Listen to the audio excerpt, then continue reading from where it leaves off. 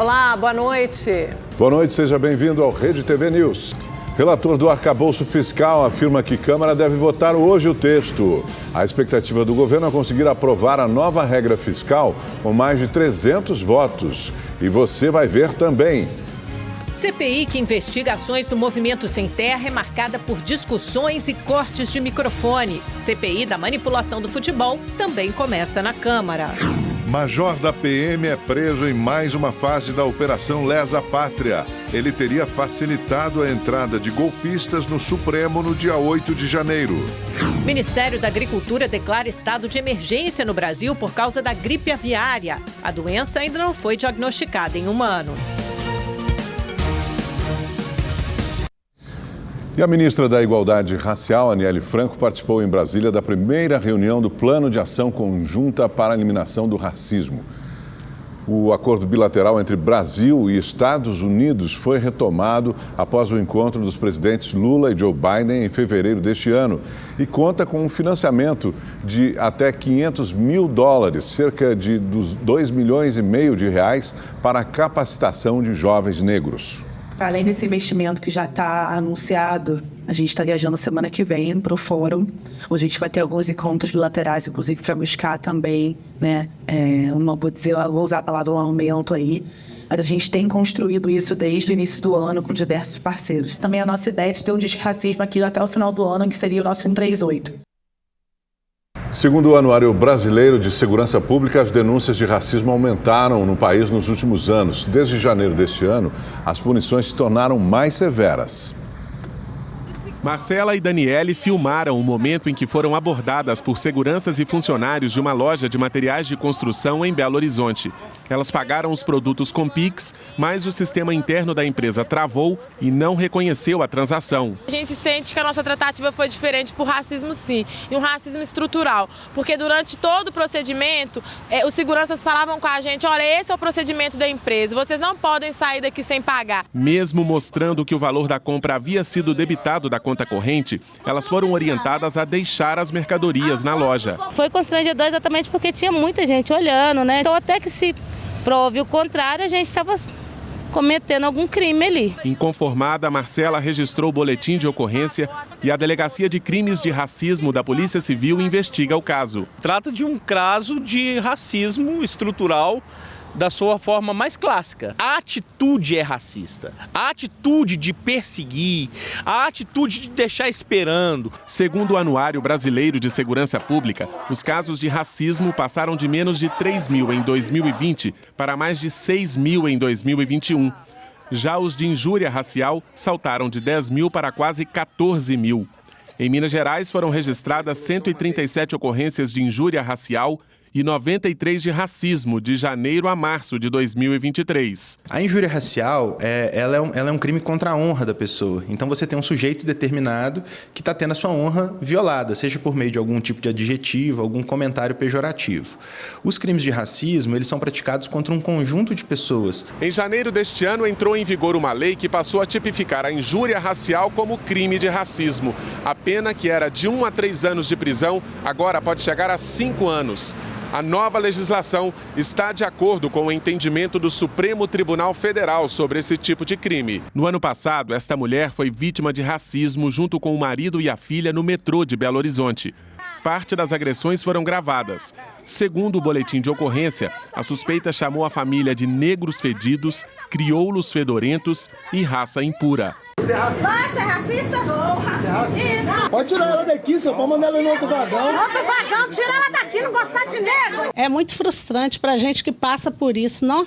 Não queira passar nunca, porque é muito triste. Adriana Maria Lima de Brito, de 54 anos, foi presa em flagrante, mas conquistou o direito à liberdade provisória. Inicialmente, a mulher foi autuada por injúria racial. Depois das investigações, vai responder na justiça pelo crime de racismo. Tem que ter punição, porque não pode continuar do jeito que está, não. Para ela não fazer isso com mais ninguém e para outras pessoas que possam ver, não querer fazer isso também. Que nós somos seres humanos iguais, seja branco ou seja negro. O prefeito de São Paulo, Ricardo Nunes, sancionou sem vetos a lei que torna obrigatória a capacitação dos professores da rede de ensino pública e privada da cidade de São Paulo para atuação na promoção da igualdade racial. Os profissionais de educação vão receber anualmente capacitação de no mínimo 8 horas. O curso tem como objetivo ajudar a identificar casos de racismo no ambiente escolar. Ricardo Nunes também sancionou hoje uma lei que cria um protocolo para o combate à violência sexual em bares e baladas da capital. O projeto de lei foi aprovado na Câmara Municipal no mês passado e prevê que o espaço preste acolhimento à vítima, forneça todas as provas necessárias e comunique às autoridades, à autoridade policial. O protocolo é baseado na lei vigente em Barcelona, na Espanha, que foi fundamental no caso da acusação de estupro que levou à prisão o jogador de futebol Daniel Alves.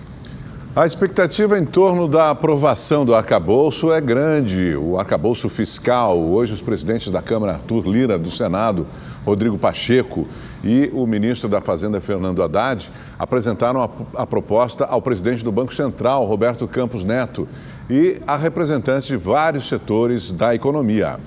O encontro foi na residência oficial do Senado, a convite do presidente do Congresso, o senador Rodrigo Pacheco. Participaram da reunião o presidente da Câmara, Arthur Lira, o ministro da Fazenda, Fernando Haddad, o relator do arcabouço fiscal, Cláudio Cajado, o relator da reforma tributária, Aguinaldo Ribeiro, e representantes de vários setores produtivos. O objetivo foi mostrar que Executivo e Legislativo estão empenhados em aprovar as medidas para garantir a retomada do crescimento econômico e a redução das taxas de juros. A interlocução muito firme do Executivo com o Congresso Nacional é de justamente deixar claro que a gente tem que focar e gastar todas as nossas energias para o que nos une, para o que vai favorecer um ambiente de negócio mais palatável para o país.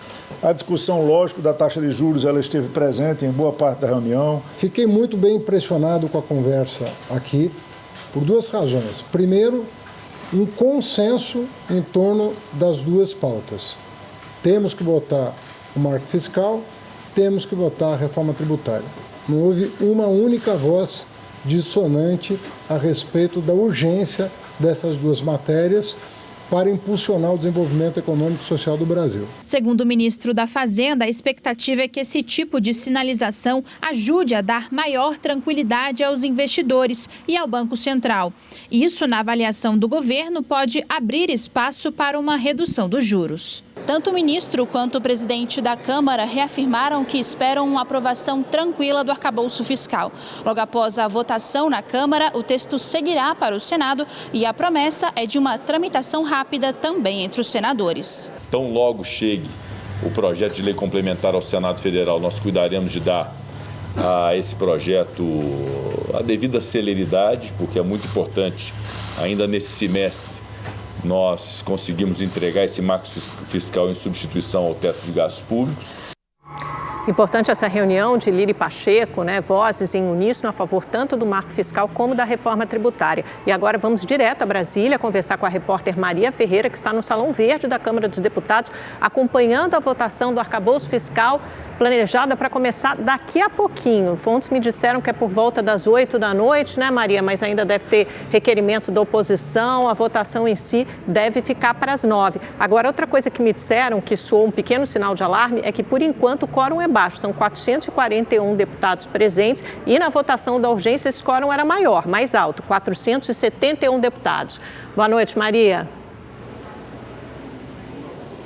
Boa noite, Amanda. Boa noite, Augusto, e a todos que nos acompanham. Pois é, está prevista para as 8, só que o plenário ainda está um pouco vazio, os deputados ainda não chegaram por aqui. Bom, o presidente da Câmara, Arthur Lira, chegou há pouco aqui na Câmara dos Deputados e ele disse que quer ver primeiro o texto do arcabouço, essas atualizações que o relator está fazendo, para depois ver se coloca mesmo em pauta. Só que ele já colocou nessa pauta extraordinária dessa sessão de 8 horas e a última apuração que eu tenho é que o relator Cláudio Cajado está reunido nesse momento com consultores e está atualizando o texto e eles prevêem sim que o arcabouço fiscal deve ser votado hoje. Cláudio Cajado, que esteve o dia inteiro reunido com muitas pessoas falando sobre as atualizações do arcabouço fiscal.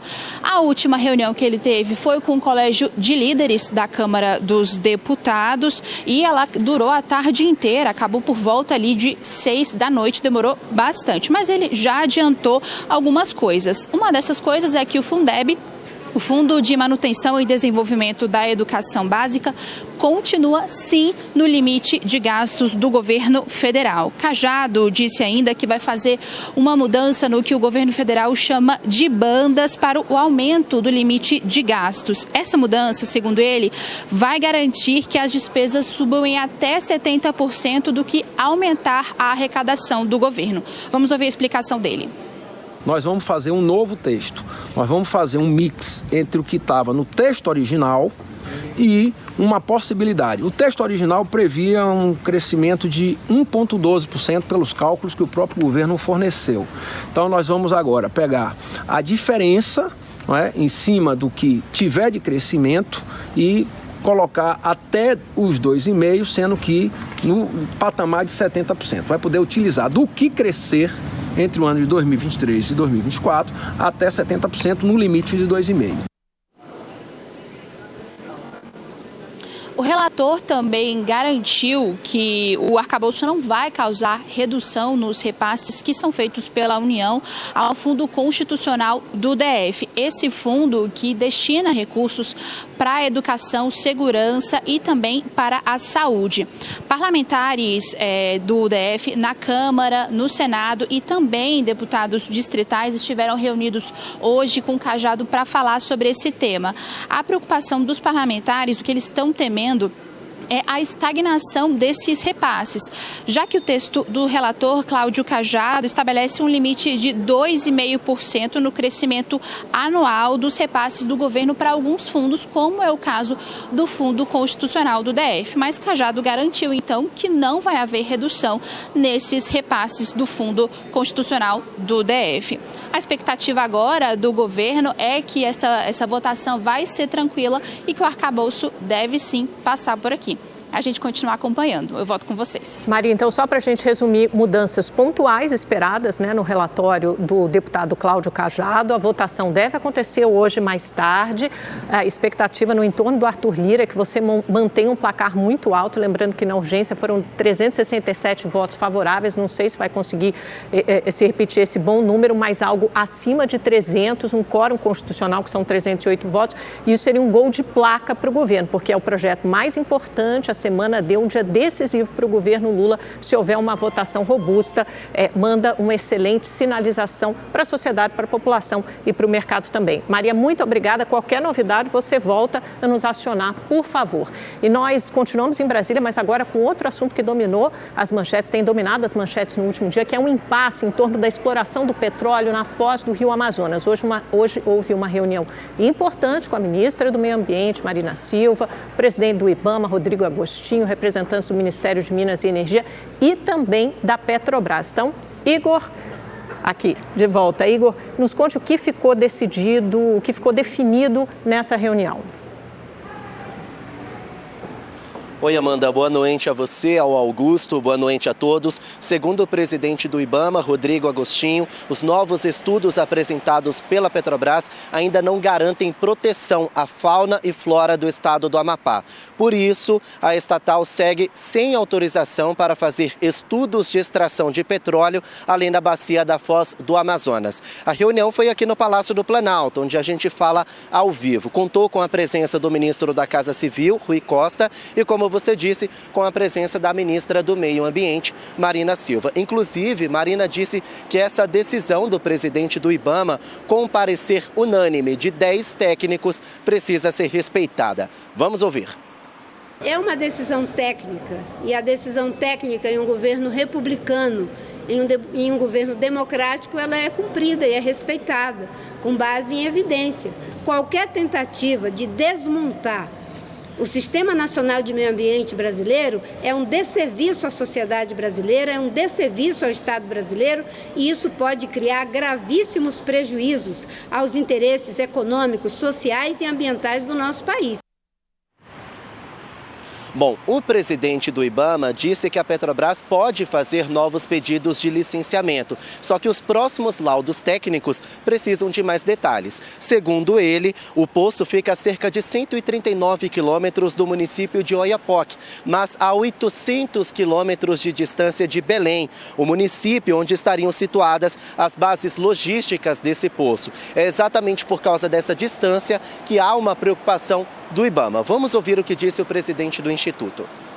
Isso é um dos pontos que dificulta, porque num eventual acidente nós teríamos pelo menos 48 horas para um barco poder chegar até a área do acidente. E aí a chance de um toque do óleo na costa brasileira ou na costa da Guiana Francesa aumenta bastante. Igor, por enquanto a gente viu o posicionamento técnico, mas ninguém imagina que essa novela vai acabar aí, porque tem uma pressão política e econômica muito grande. Por exemplo, a exploração do petróleo renderia muitos royalties a estados como Amapá. Isso acabou provocando a saída do senador Randolfo Rodrigues da rede. Por enquanto, ele está sem partido, mas está sendo muito cobiçado pelo PT. E, obviamente, há uma grita enorme na Petrobras e em outros setores econômicos que se beneficiariam muito com a exploração desse petróleo e, por outro lado, esse relatório técnico do meio ambiente. Vamos ver como é que fica esse cabo de guerra, né? Essa configuração aí de forças diferentes em Brasília. Obrigada, Igor, pela sua participação, viu? Boa noite. Augusto. Na batalha para aprovar medidas provisórias, o governo Lula tem uma nova dor de cabeça. Kennedy Alencar explica. O desenho administrativo do governo Lula corre o risco de ser desconfigurado pelos setores mais conservadores do Congresso. A medida provisória que remodelou os ministérios deixados por Bolsonaro, que criou novas pastas, está sendo modificada pelo relator da matéria, o deputado federal Isnaldo Bulhões, que é líder da bancada do MDB na Câmara dos Deputados. Isnaldo Bulhões tirou atribuições do Ministério do Desenvolvimento Agrário e as mandou para a pasta da Agricultura. Enfraqueceu a estrutura do Ministério do Meio Ambiente. Quer tirar da pasta dos povos indígenas o maior poder que ela possui, justamente o de demarcar as reservas indígenas. E quer retirar o COAF, Conselho de Controle de Atividades Financeiras, um órgão fundamental para o combate à corrupção, do âmbito do Ministério da Fazenda. O MDB tem 3 ministérios fortes do governo: Planejamento, Cidades e Transportes. No entanto, o partido não se comporta como um aliado. Quer retirar de Lula o direito de organizar o seu governo como o presidente melhor entende. É mais uma chantagem de setores conservadores para emparedar um governo que ainda não tem 6 meses de idade. Lula orientou seus articuladores políticos a tentar impedir as modificações na comissão especial e no plenário da Câmara. A Polícia Federal realizou hoje mais uma fase da Operação Lesa Pátria, que investiga os atos golpistas do 8 de janeiro. Os policiais cumpriram um mandato de prisão e 4 de busca e apreensão no Distrito Federal. O principal alvo dessa fase da operação foi o Major Flávio Silvestre de Alencar. Ele é o militar que desce do carro e ordena a retirada do bloqueio na pista que dá acesso ao Supremo Tribunal Federal. A polícia encontrou conversas do major com o tenente Rafael Pereira Martins sobre possíveis manifestações. Em uma das mensagens, Flávio Silvestre diz que, em caso de protestos, era para deixar invadir o Congresso. O major já tinha sido preso na 5ª fase da operação, no dia 7 de fevereiro, mas depois foi liberado. Desde o início da operação, mais de 60 pessoas foram presas e a Justiça autorizou o bloqueio de mais de 40 milhões de reais de suspeitos de financiarem os atos golpistas. E o Supremo Tribunal Federal começou a julgar hoje mais 131 denúncias apresentadas pelo Ministério Público Federal contra os envolvidos nos atos golpistas do dia 8 de janeiro.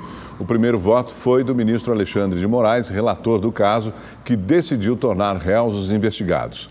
O julgamento no plenário virtual termina no dia 29 de maio. Até o momento, a Corte tornou réus 1.176 investigados. O juiz Eduardo Apio, responsável pela Operação Lava Jato, foi afastado da 13ª Vara de Curitiba. A decisão é do Tribunal Regional Federal da 4ª Região. Apio foi denunciado por suposta ameaça ao desembargador federal Marcelo Malucelli. Ele teria consultado em um processo o telefone do filho de Malucelli, que depois recebeu ligações suspeitas no número, o que foi considerado uma possível tentativa de intimidação. O filho do desembargador é genro e sócio do ex-juiz da Lava Jato, Sérgio Moro. A juíza substituta, Gabriela Hart, assumiu os casos que estavam com ápio. Foi dado prazo de 15 dias para que o juiz apresente defesa. Procurada, a assessoria de Eduardo Apio informou que ele não vai se manifestar sobre a decisão. O Ministério da Agricultura declarou estado de emergência zoossanitária no Brasil. Até agora já foram registrados 8 casos de gripe aviária em 2 estados brasileiros. A doença ainda não foi diagnosticada em humanos. O decreto de estado de emergência foi publicado no Diário Oficial pelo Ministério da Agricultura e Pecuária, depois da confirmação de novos casos de gripe aviária. A medida vale por 6 meses e pode ser prorrogada por prazo indeterminado. Já são 7 aves identificadas no Espírito Santo e uma em São João da Barra, no Rio de Janeiro. Para evitar que o contágio chegue à produção de aves para consumo, foi criado um centro de operações de emergência para controlar e coordenar as ações de combate e de cuidado com a saúde pública. As feiras de exposição de aves também ficam suspensas. Por enquanto, nada muda para o consumidor. A gripe aviária não pode ser transmitida pelo consumo de ovos ou de carnes, mas a atenção deve ser redobrada com as pessoas que trabalham diretamente com o manuseio de frangos e de outras aves. Até o momento, não há registro de humanos infectados pelo vírus H5N1. A principal orientação para as pessoas é evitar o contato próximo com aves selvagens, como pássaros ou patos, e com animais que ficam em galinheiros. Não há nenhum motivo para as pessoas se preocuparem, a não ser aqueles que trabalham com animais, em zoológicos, em granjas, em produção de alimentos, em laboratórios. Esses devem ter um cuidado específico ao manusear essas aves com maior proximidade. A população, de uma maneira geral, não há nenhum alerta diferente a ser feito. Em São João da Barra, no Rio de Janeiro, foram identificadas 12 pessoas que tiveram contato com uma ave silvestre contaminada. 4 apresentaram sintomas respiratórios e passaram por exames. No Espírito Santo, 3 pessoas estão sendo acompanhadas por suspeita de contágio. Segundo a Secretaria Estadual de Agricultura, os 92 municípios do Rio estão sendo orientados sobre o manejo adequado dos animais, que só pode ser feito por profissionais habilitados e com o uso de equipamento de proteção individual. Nossos produtores de subsistência e avicultores comerciais informamos que todas as medidas sanitárias estão sendo devidamente adotadas pela Defesa Agropecuária Estadual, visando o atendimento imediato das notificações de suspeita da influenza aviária nas aves silvestres do estado. 1.800.000 pessoas aguardam atendimento de INSS. Dessas, mais de 1 milhão esperam por uma perícia médica. Para reduzir o tempo de espera, o governo federal pretende utilizar, a partir do segundo semestre, a telemedicina. Depois de um mês aguardando, a Shirley chegou ao INSS para a perícia. Mas, justamente hoje, a médica não compareceu. Eu cheguei aqui, já dei de cara com a porta. Eu vim de longe, tomei ônibus, tomei metrô, para chegar aqui e falar que a médica está afastada. Aí eles deram um papel marcando para outro mês, para o mês que vem. Não é só a Shirley que está aguardando para passar por uma perícia no INSS. Segundo o Ministério da Previdência Social, do total de pessoas que aguardam atendimento, mais de 1 milhão esperam pela perícia. A região Nordeste concentra 4 de cada 10 pessoas nessa fila.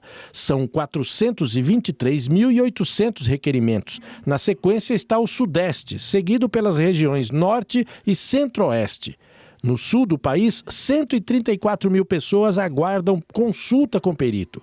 O tempo médio para a realização da perícia no Brasil é de 58 dias, mas alguns estados chegam a mais de 6 meses de espera, como o Tocantins. Para reduzir o tempo de espera para quem precisa passar por uma perícia, o INSS pretende usar a telemedicina como aliada.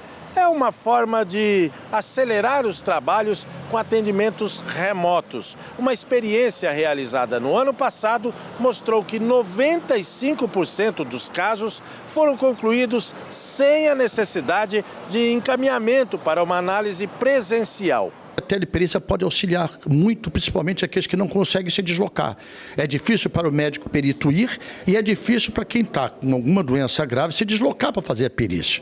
Então, nós estamos fazendo por teleperícia, pelo sistema com o próprio celular, com o computador, e aquelas doenças mais graves que possam ser resolvidas pela teleperícia, resolvemos e ajudar a diminuir a fila e a ser justo com os que precisam da Previdência Social mais eficiente. Para essa advogada especialista em previdência, a telemedicina é bem-vinda, mas o Instituto precisa considerar as limitações de muitos beneficiários.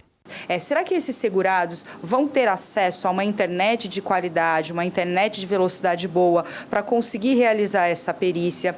Será que eles vão ter conhecimento técnico para anexar documentos, vão ter equipamento suficiente ali, né, com o mínimo necessário para fazer essa perícia? Então é isso que preocupa muito, adequar tudo isso antes da implantação da telemedicina nas perícias. Começa nesta quarta-feira, às 10 horas da manhã, a consulta do primeiro lote de restituição do Imposto de Renda à Pessoa Física. Neste lote serão contemplados mais de 4 milhões de contribuintes que estão na fila de prioritários, como idosos com mais de 80 anos, professores, quem optou por receber a restituição via Pix, quem fez a declaração pré-preenchida e pessoas com deficiência. 7,5 bilhões de reais serão distribuídos nesta fase. O valor é considerado o maior da história. A consulta pode ser feita pelo site da Receita Federal no www.gov.br/Receita Federal. Começaram na Câmara dos Deputados as CPIs do MST e das apostas esportivas. A abertura dos trabalhos já mostrou como vai ser o tom dos debates. Quente, muito quente. O primeiro dia da CPI, que investiga as invasões do Movimento Sem Terra, foi marcado por discussões e cortes de microfone. A sessão foi interrompida por alguns minutos, quando o deputado Valmir Assunção, do PT da Bahia, defendeu o movimento. A gente tem hoje, na Bahia, 50 mil famílias assentadas. Isso é o meu orgulho. Então, senhor presidente, eu sou assentado em um projeto de reforma agrária. A deputada Caroline de Tone, do PL de Santa Catarina, fez acusações contra o governo. Perguntar para o deputado quantos desses 50 mil têm título de propriedade ou são título de refém vamos prosseguir. Do museu. O presidente da CPI é o deputado Coronel Zucco, do Republicanos. Hoje, o ministro Alexandre de Moraes, do Supremo Tribunal Federal, determinou que a Polícia Federal retome as investigações contra ele por suposta participação nos atos antidemocráticos. Já o relator da comissão é o ex-ministro do Meio Ambiente de Bolsonaro, o deputado Ricardo Salles. Os 24 membros começam a aprovar os requerimentos de convocação amanhã. A ideia é ouvir lideranças do MST e descobrir se as invasões em terras produtivas este ano foram criminosas. Logo no primeiro dia, houve divergências. Alguns membros da comissão também querem discutir meios de viabilizar terras para os assentados e não generalizar a condição de invasor. Querem tentar criminalizar o movimento social que prega mais justiça no campo, que prega a distribuição dessas terras. Portanto, a gente não tem medo assim do que pode acontecer. Há estados com assentamentos que merecem ser visitados, quer seja por eventuais bons exemplos que possam existir e também, infelizmente, pelos maus exemplos que devam ser constatados. Neste mesmo corredor, aqui no plenário 2 da Câmara dos Deputados, há outra CPI que vai investigar a manipulação de resultados de partidas de futebol do Campeonato Brasileiro e também de alguns campeonatos estaduais. Por isso, 24 parlamentares vão se reunir no plenário 3 daqui da Câmara dos Deputados. E nos próximos 4 meses, esse mesmo corredor vai ficar assim, completamente lotado. É possível estender o prazo de investigação de 120 dias por mais 2 meses. Na CPI das apostas, os 32 membros querem ouvir os jogadores apontados pelo Ministério Público como membros de uma organização que atuou de forma criminosa em jogos dos campeonatos em troca de dinheiro. O presidente é o deputado Júlio Arcoverde, do Progressistas do Piauí. O relator é o deputado Felipe Carreiras, do PSB de Pernambuco.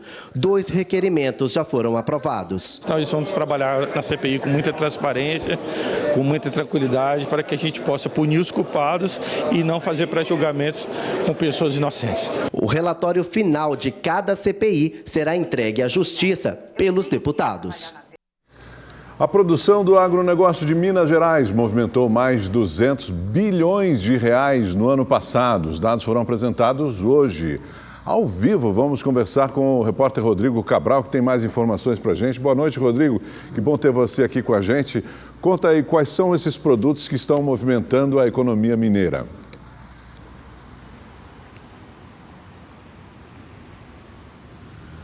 Boa noite, Augusto, Amanda e a todos que acompanham o Rede TV News. Pois é, o destaque do setor continua sendo de uma dupla que carrega o nome do estado mundo afora, o café e o leite. Minas é líder e responsável por metade da produção de café do país. Já a produção de leite está presente em 99% dos municípios mineiros.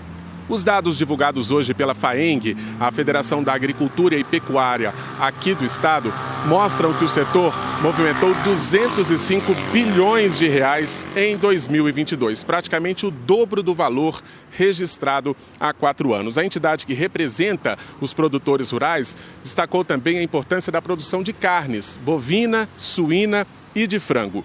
Em relação às exportações, o agronegócio encerrou 2022 com alta de quase 50%, faturamento de 15 bilhões de dólares, cerca de 75 bilhões de reais, o maior da série histórica aqui em Minas Gerais. A produção do estado atende hoje mais de 150 países. Foram 13,6 milhões de toneladas de produtos destinadas ao mercado internacional. O estado destaca ainda a preocupação do setor com o meio ambiente e mantém 37% de áreas preservadas. Augusto, Amanda. Bom, obrigada, Cabral. O agro vai ser responsável por uma parte importante do crescimento deste ano. Rede TV News de volta e vamos direto a Brasília conversar com a repórter Maria Ferreira, que acompanha a votação do projeto de lei complementar do arcabouço fiscal. Já começou, Maria? Como é que está o quórum no plenário?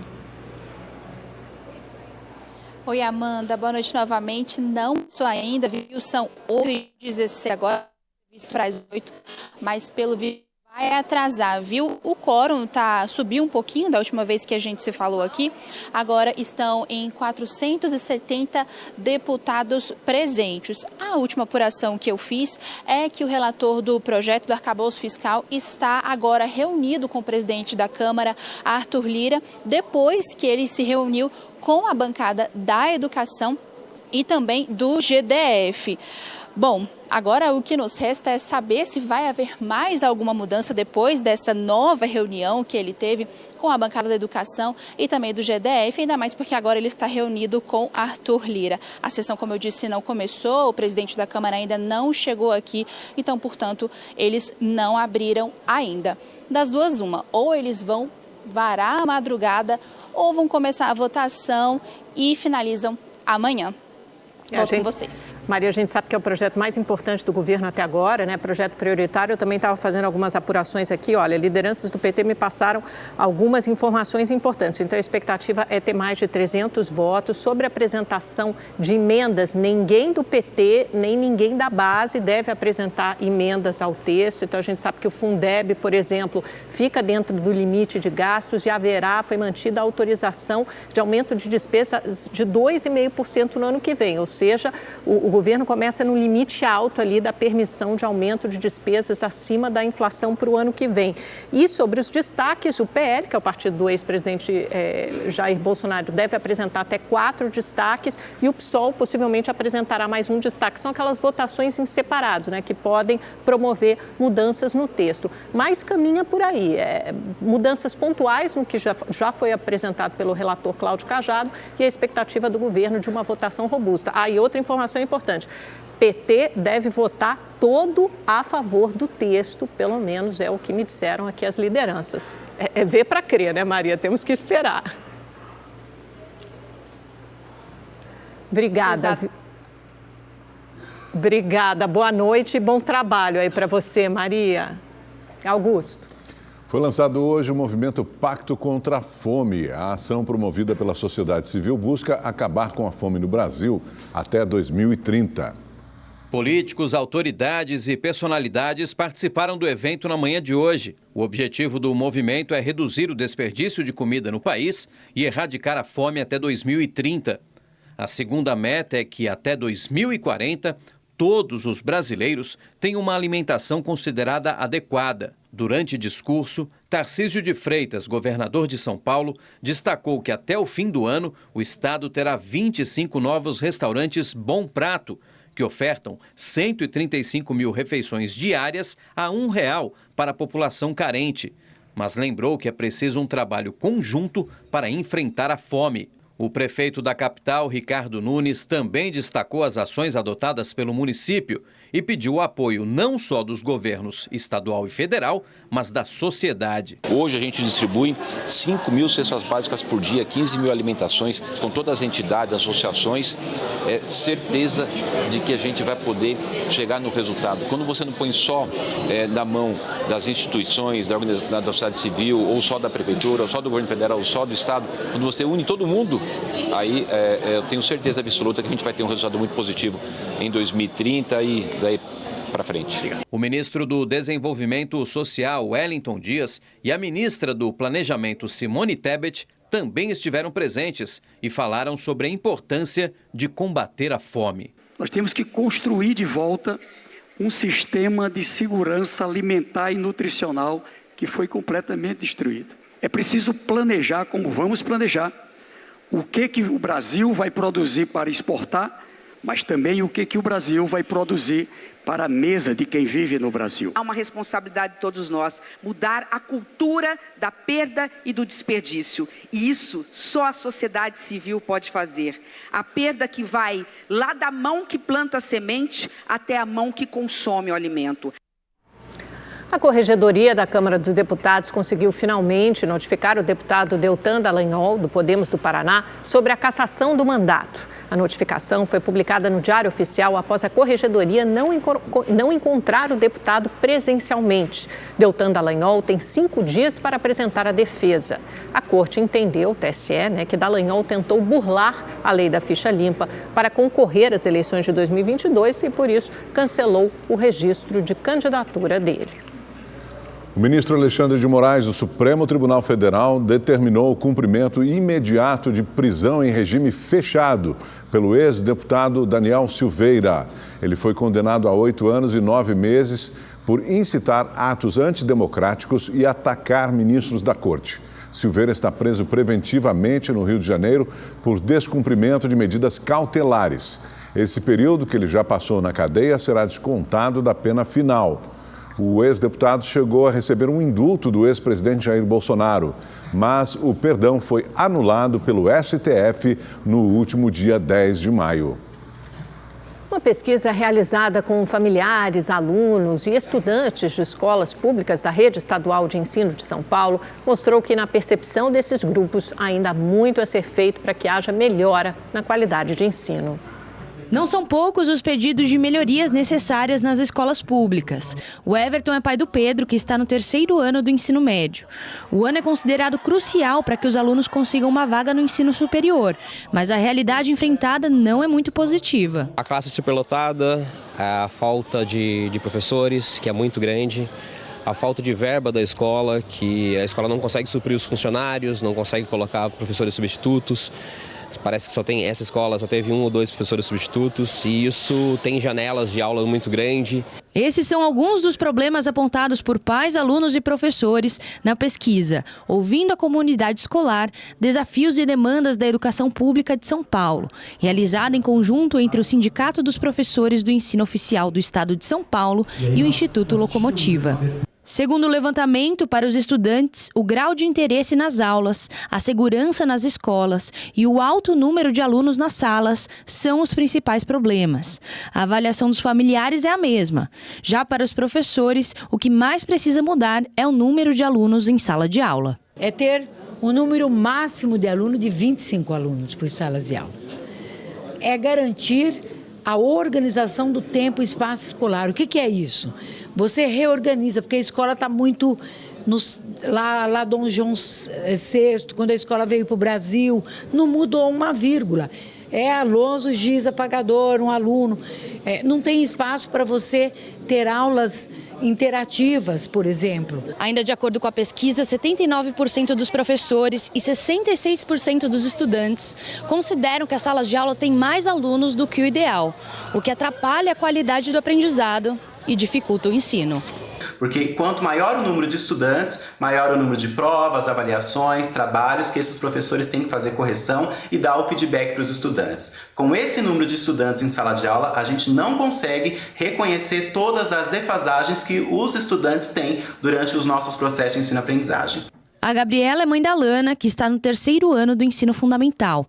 Para ela, salas mais vazias permitiriam que a filha tivesse uma maior atenção da professora durante o aprendizado. Ela tem TDAH, déficit de atenção. Para ela aprender as coisas é tudo mais difícil. Tipo, se não focar, ela não aprende. E realmente deveria ter um pouco mais de assistência, por conta que são muitas crianças. Nós ficamos por aqui. Tenha uma ótima noite. Muito obrigada pela companhia. E amanhã esperamos você às 7h30 da noite. Boa noite, até amanhã.